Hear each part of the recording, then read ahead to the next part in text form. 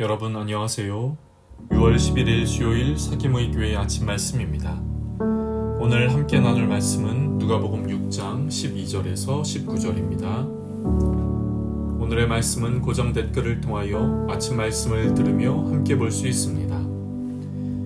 이때 예수께서 기도하시러 산으로 가사 밤이 새도록 하나님께 기도하시고 밝음에 그 제자들을 부르사 그 중에서 12를 택하여 사도라 칭하셨으니 곧 베드로라고도 이름을 주신 시몬과 그의 동생 안드레와 야고보와 요한과 빌립과 바돌로메와 마테와 도마와 알페오의 아들 야고보와 셀롯이라는 시몬과 야고보의 아들 유다와 예수를 파는 자 될 가롯 유다라. 예수께서 그들과 함께 내려오사 평지에 서시니 그 제자의 많은 무리와 예수의 말씀도 듣고 병고침을 받으려고 유대 사방과 예루살렘과 두로와 시돈의 해안으로부터 온 많은 백성도 있더라. 더러운 귀신에게 고난받는 자들도 고침을 받은지라. 온 무리가 예수를 만지려고 힘쓰니 이는 능력이 예수께로부터 나와서 모든 사람을 낫게 함이로라. 아멘. 오늘날 많은 사람들이 공감하는 말이 있습니다. 사람이 중요하다는 것입니다. 어떤 사람을 채용하느냐에 기업의 흥망이 걸려 있다고 합니다. 그것은 나라도 그리고 교회도 그렇습니다. 같이 일하는 한 사람 때문에 즐겁고 힘이 되기도 하지만 힘들고 괴롭기도 하지요. 어느 공동체도 조직도 집단도 그렇습니다. 오늘 본문에 예수님은 12명의 제자를 선택하십니다. 그 12명의 제자는 어떤 사람일까요? 오늘 본문에 12명의 제자 중 가장 먼저 베드로가 언급됩니다. 베드로의 원래 이름은 시몬이지요. 예수님은 그를 처음 만나셨을 때 장차 게바라 할 것이라 하셨고 게바는 헬라어로 번역하면 베드로입니다. 베드로는 성격이 아주 급한 사람이지요. 그는 예수님처럼 물 위를 걸었다가 의심해서 빠지기도 했고 다른 사람은 다 주님을 떠나도 나는 절대 아니라고 호언장담했다가 저주하며 주님을 부인했던 사람이기도 합니다. 다음은 베드로의 형제 안드레입니다.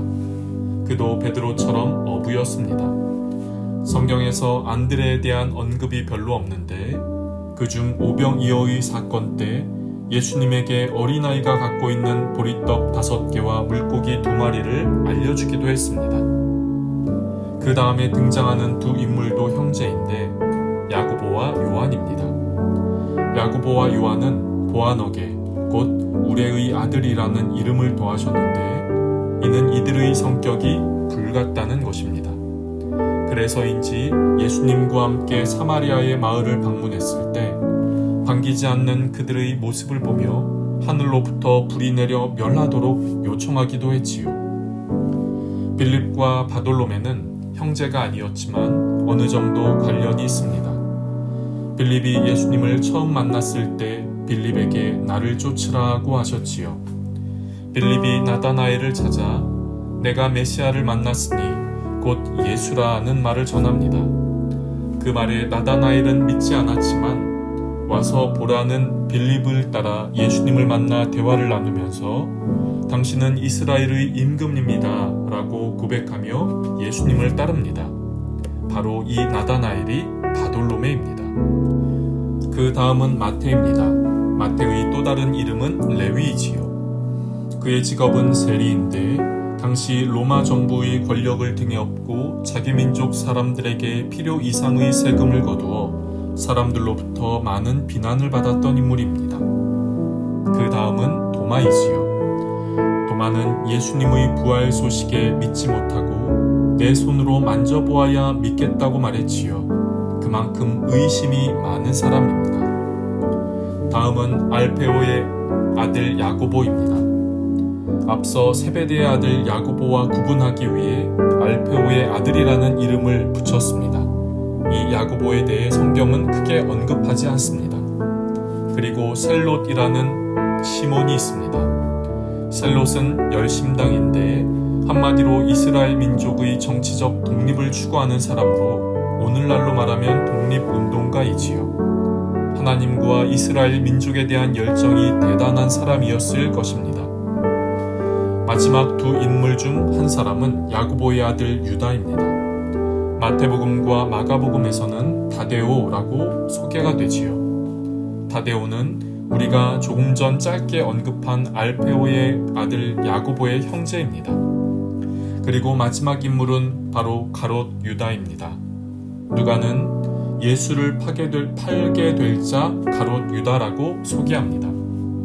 유다는 예수님의 제자들 중 돈꾀를 맡은 사람으로 돈을 사랑하다가 결국 예수님을 은 30에 팔아 넘기지요. 이상이 예수님이 선택하신 12제자의 모습입니다.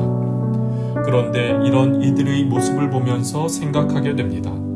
이들이 예수님의 제자로 뽑힐 만한가 하는 것이지요. 이들 중 당시의 종교 지도자는 아무도 없습니다.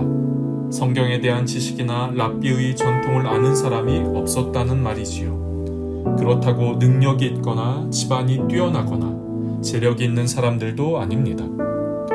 예수님을 따르던 많은 사람들 중 왜 예수님은 이들을 제자로 선택하신 것일까요? 다른 사람들 중 더 괜찮은 사람이 있지 않았을까요? 성격이 좋거나 배운 것이 많거나 믿음이 좋거나 하는 사람 말입니다. 여러분, 예수님이 이들을 선택하신 것은 그들이 위대한 능력을 가지고 있어서가 아닙니다. 위대하신 하나님의 은혜와 능력으로 그들을 통해 하나님의 뜻을 이루기를 원하셨기 때문입니다. 그런데 오늘 본문이 우리에게 중요하게 말씀하는 또 한 가지가 있습니다.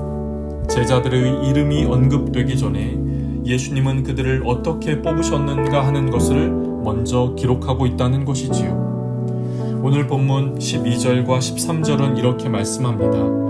이때 예수께서 기도하시러 산으로 가사 밤이 새도록 하나님께 기도하시고 밝음에 그 제자들을 부르사 그 중에서 12를 택하여 사도라 칭하셨으니, 조금 전 언급한 12명의 사람들을 제자로 선택하시기에 앞서 예수님은 기도하셨습니다. 밤이 새도록 말이지요. 우리는 가끔 예수님에게는 모든 것이 쉬웠을 것이라는 오해를 합니다. 그러나 그렇지 않습니다. 예수님은 혼자 행하지 않으셨다고 말합니다. 예수님이 하시는 말씀도 사역도 모두 하나님 아버지가 원하시는 것을 따라 하신 것이지요. 예수님이 제자들을 선택하시기에 앞서 밤이 새도록 기도하셨다는 것은 예수님이 하나님의 뜻을 구했다는 것입니다. 바로 12명의 제자의 선택은 하나님의 뜻이었다는 것입니다. 여러분, 하나님이 저와 여러분을 제자로 부르심을 믿습니까? 하나님은 하나님의 뜻을 이 땅 가운데 이루기 위하여 12명의 제자를 부르셨고 바로 지금 우리를 부르고 계십니다. 제자의 자격 조건은 능력이 있거나 무엇인가를 갖추거나 소유하고 있어야 하는 것이 아닙니다. 주님을 따르겠다는 진실된 마음, 그 중심을 보시지요. 믿음이 약하십니까? 신앙생활을 시작한 지 얼마 되지 않으셨습니까? 상처와 아픔이 있습니까? 삶의 문제에 눌려 있습니까? 그 어떤 것도 예수님을 따르며 제자의 삶을 살아가는데 방해나 장애가 되지 않습니다. 조건도 필요한 것이 아닙니다. 그저 따르겠다는 진실된 마음만 필요합니다.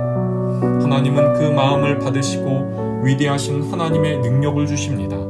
그리고 그 삶을 살아가도록 하십니다. 주님의 부름에 응답하는 저와 여러분이 되기를 소망합니다. 하나님이 우리를 택하셨기 때문입니다. 기도하겠습니다. 하나님, 오늘도 우리에게 귀한 하루를 시작하게 하시니 감사합니다. 주님, 하나님의 뜻에 우리를 제자로 부르심을 믿습니다. 그 부름을 알고 있지만 현실의 문제와 내 마음의 연약함과 부족함으로 응답하기 어려운 우리의 모습이 있습니다. 그러나 주님의 부름에 대한 응답은 어떤 것이 필요하고 조건이 필요한 것도 아님을 봅니다. 우리가 진실된 마음으로 응답할 수 있게 하여 주옵소서. 그래서 위대하신 하나님의 능력을 힘입어 제자의 삶을 살 수 있는 우리가 되게 하여 주옵소서. 오늘 하루의 삶과 모든 시간을 주님께 드리오니 함께하는 귀한 날 되게 하옵소서. 감사합니다. 감사하며 예수님의 이름으로 기도드립니다. 아멘. 여러분 오늘도 주님 안에서 복된 날 되시기를 주님의 이름으로 축복합니다.